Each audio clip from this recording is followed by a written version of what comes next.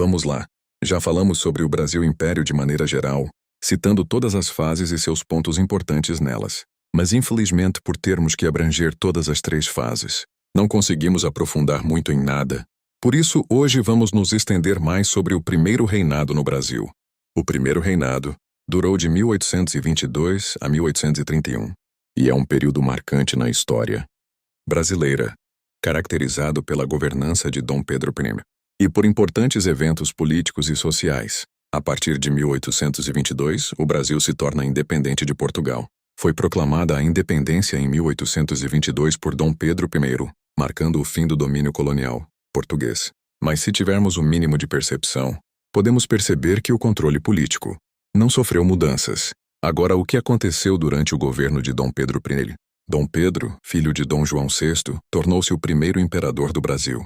Seu governo foi marcado num estilo autoritário e centralizador. Se o Brasil está independente, nós iríamos precisar de uma Constituição.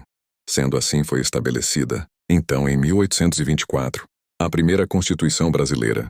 E nesse processo nós vamos ter, em 1823, a Noite da Agonia. E o que foi a Noite da Agonia? Ela foi um momento em que Dom Pedro vai dissolver a Assembleia e Dom Pedro vai outorgar uma Constituição.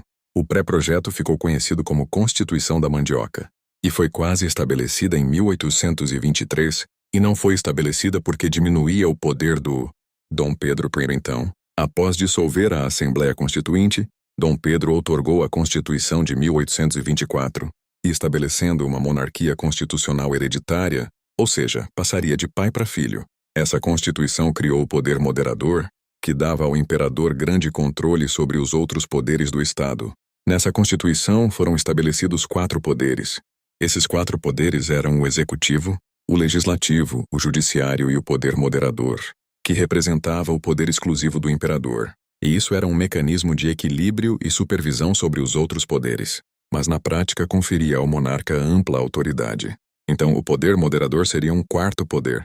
Nessa Constituição também foi estabelecido o voto censitário, ou seja, limitado a homens livres que atendessem a um determinado nível de renda. Isso excluía a maior parte da população brasileira, como as mulheres, escravos, indígenas e homens livres sem propriedade. A religião oficial estabelecida foi o catolicismo. A Constituição também previu uma série de direitos e garantias individuais, como a liberdade de expressão, com restrições, é claro, a propriedade privada e a igualdade perante a lei. Essa Constituição refletia o contexto da época, marcado pelo desejo de estabilidade política e manutenção da ordem social, mas também pelo autoritarismo e centralização do poder nas mãos do imperador, e ela permaneceu em vigor até 1889.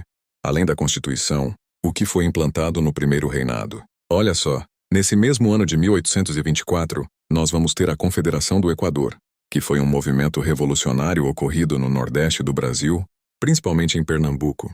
Foi uma das mais significativas rebeliões durante o primeiro reinado e uma das suas principais características inclui uma reação ao centralismo, a influência de liberais republicanos, que eram os líderes do movimento.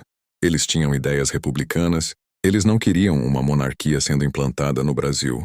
Mas claro, esse movimento foi duramente reprimido pelas forças imperiais. A repressão resultou em execuções e prisões de vários líderes do movimento, marcando a resistência do governo central contra tentativas separatistas e republicanas.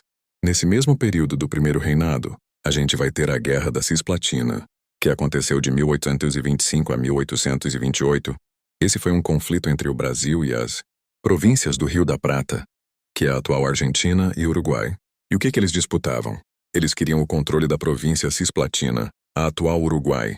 A região da Cisplatina foi anexada ao Brasil em 1821, mas havia um forte movimento local pela independência ou pela união com as Províncias Unidas do Rio da Prata.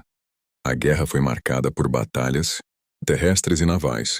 O Brasil, apesar de ter uma marinha muito forte, teve dificuldades em combater as forças de guerrilha na região. E como consequência desse conflito, nós vamos ter a assinatura do Tratado de Montevidéu, em 1828, mediado pela Inglaterra. O tratado reconheceu a independência do Uruguai, significando uma perda territorial para o Brasil e, claro, o enfraquecimento político e econômico do governo de Dom Pedro I.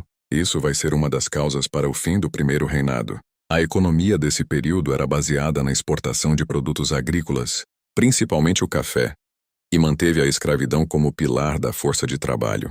A sociedade era fortemente hierarquizada e marcada por grandes desigualdades. Inclusive, nós podemos chamar de sociedade patriarcal.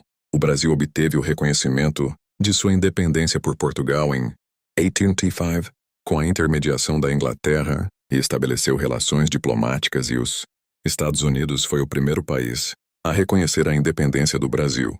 Claro que eles queriam e estavam de olho no Brasil, e a América para os americanos nesse sentido. Em 1831, Dom Pedro I abdicou do trono em favor de seu filho, Dom Pedro II, que tinha apenas 5 anos. E por que ele abdicou? Bem antes de seguir em frente, aproveitando que estamos chegando no momento final do resumo, gostaria de pedir que, se você gostou do vídeo, deixe aqui o seu like, claro. Comente e se inscreva no canal. Continuando, nós vamos ter nesse período várias crises. Nós vamos ter crise econômica, por causa da Guerra da Cisplatina, crise política, por causa do poder moderador. Então todas as outras províncias eram contra o poder moderador. E nós vamos ter também crise moral. O Dom Pedro I tinha várias mulheres. Crise dinástica, porque o trono de Portugal estava vago, porque o pai de Dom Pedro havia falecido.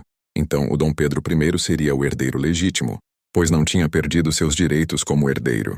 Então, com isso, a gente vai ter uma disputa também pelo trono de Portugal, entre Dom Pedro e o seu irmão. E nesse mesmo 1831, para a abdicação de Dom Pedro I, nós vamos ter a Noite das Garrafadas.